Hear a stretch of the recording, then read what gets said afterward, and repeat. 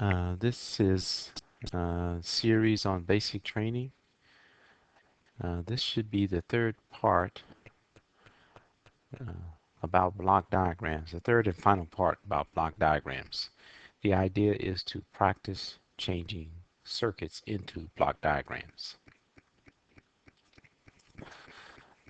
In the beginning, we started off with a basic filter circuit,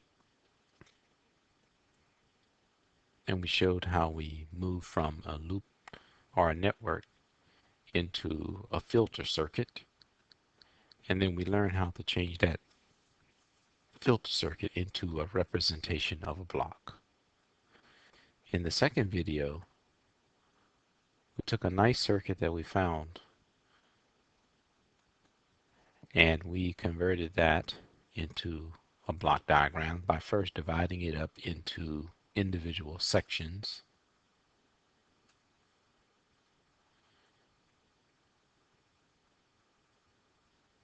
And then after we divided up into individual sections, we traced the signal path from one section to another, and then we made those sections into individual blocks.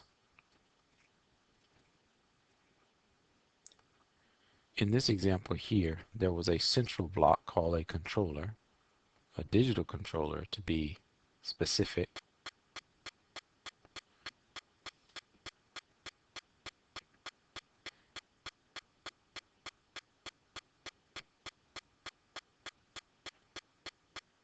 And this digital controller had two inputs. Although on the circuit diagram it may have looked like one input came before the other, but actually they go into the central controller as parallel, meaning they come in one or the other, not one after the other. Likewise, although the circuit diagram shows this section block coming first and this section coming second, in its application phase, it can be this or this, not one after the other. Now you can see the difference between a circuit diagram and what information it allows you to analyze, and you can see the nature and structure of a block diagram and what information it provides you. Circuit diagrams are designed to show you quickly where are the power sources, where are the grounds, and the signals. A block diagram focuses mainly on signals going in and out of a major controller, or what we call the signal path. The last circuit that we're going to analyze looks complicated, and actually it is rather complicated. However, because the engineer did a fantastic job of organizing the circuit, it will be very easy to convert this circuit into a block diagram. And it just so happens that in this design, the block diagram will look very similar to the circuit diagram in terms of its structure. As we said before, in circuit diagram structure, usually you can quickly determine where the power just by looking at the vertical lines. If the author did a proper job, then you will see quickly where the power is going into the different circuits.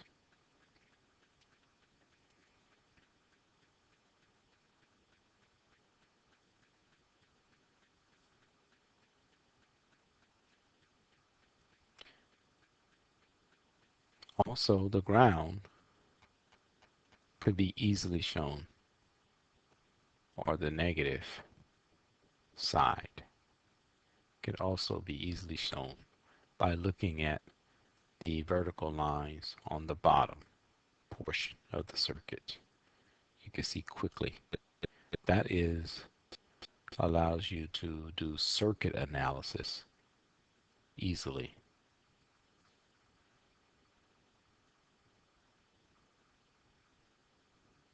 But it makes it very difficult to do signal analysis because there's just so much information on the diagram. When we do signal analysis, it's not really important for you to know the network. You only really need to know what happens as the signal moves through the network. So I will look at these lines first because I can see quickly that amplifiers, as it is drawn, has outputs. And I can see how lines move from one location of the network to the other location. So I can see quickly how information goes from one part of the network to another part of the network.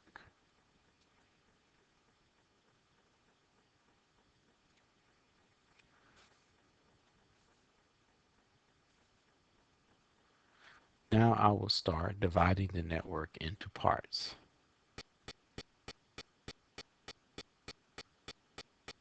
There is a part, this is a sensor over here, and then I have another part here. You can see the two amplifiers going into the next stage. Here's another circuit. You can see clearly how it moves from one stage to another. Here's another portion, a well-designed. Then there's another huge stage over here.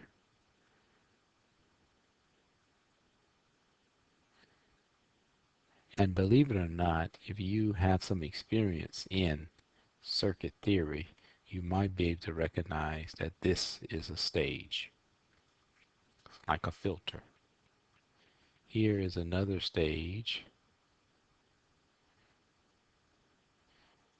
And you might be able to pick up on the fact that this is also a single stage as well. So you can see that this circuit has 1, 2, 3, 4, 5, 6, 7, 8, 9 stages before you reach the final element, which is the heater. So it starts off with a sensor receiving information from the temperature and controlling or releasing heat into the air, which basically is controlling the temperature, or at least affecting the temperature in some way.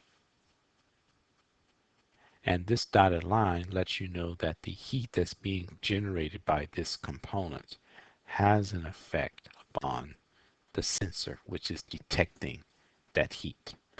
So you can think of this as a closed loop system. Now let's see if we can simplify this. Of course, we said that there are 9 blocks. So really, you just start drawing blocks.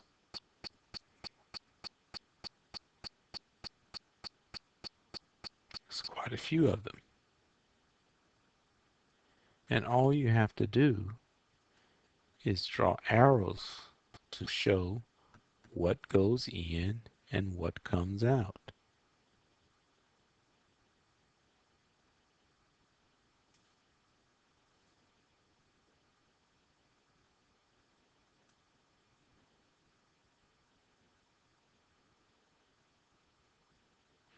One, 2, 3, 4, 5, 6, 7, 8, 9.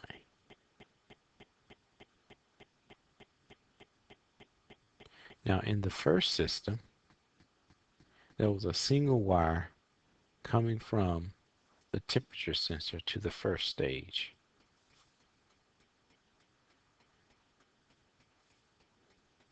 You can see it right here. But something that was not easily seen was this circuit down here. And we'll pay attention to it. So the temperature sensor goes into the first amplifier, and we have it here. Now, the second section over here actually receives two signals.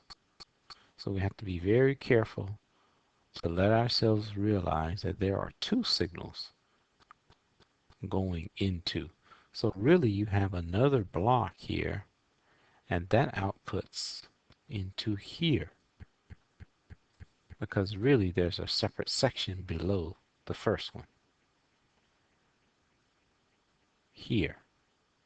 So you can basically say that that's sort of divided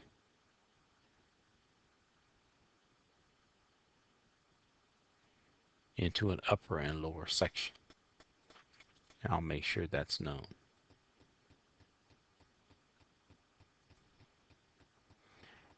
You can see that by the two green wires that crosses over into this area here.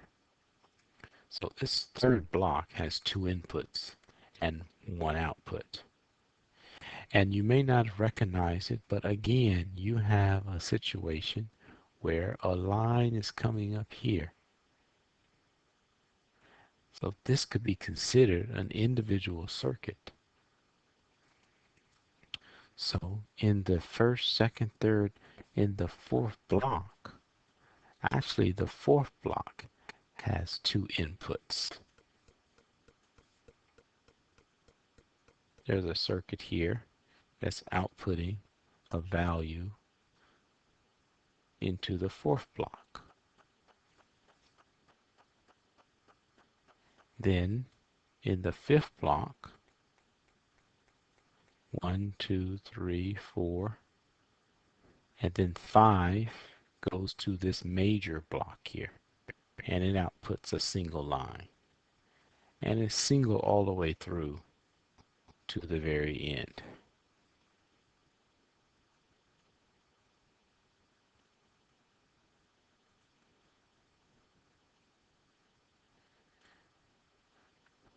The last block being the heater, the first block being the sensor, and there is some form of feedback. You can say mechanical feedback or physical feedback, but there is some type of feedback. But they're not physically connected. So here is a 9-stage block diagram.